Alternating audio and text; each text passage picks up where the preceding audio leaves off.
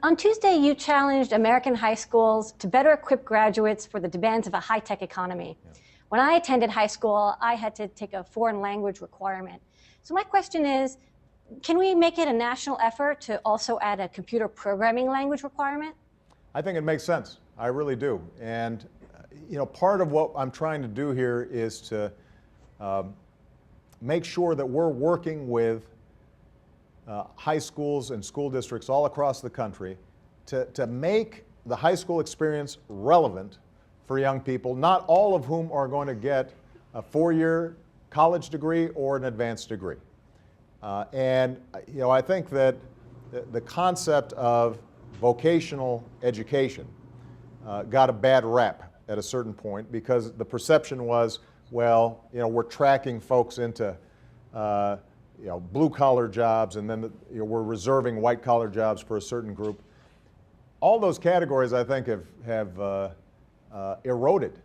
So, you look at somebody like Mark Zuckerberg.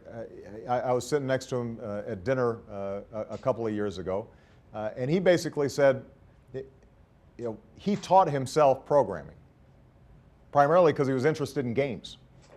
And there are a whole bunch of young people out there, I suspect, who, if in high school, are given the opportunity to figure out, here's how you can design your own games.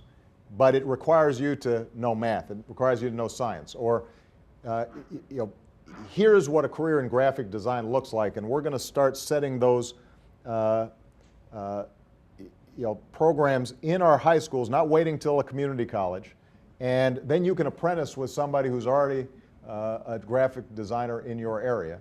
What it does not only is to prepare young people who may choose not to go to a four-year college to be job ready, but it also engages kids because they feel like, I get this. This is not just me sitting there slouching in the back of the room while somebody's lecturing.